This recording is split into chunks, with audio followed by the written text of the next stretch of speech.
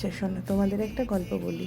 যা গরম পড়েছিল কদিন ধরে, আমরা কিন্তু সবাই চাতক পাখির মতো চেয়ে বসেছিলাম কখন বৃষ্টি হবে।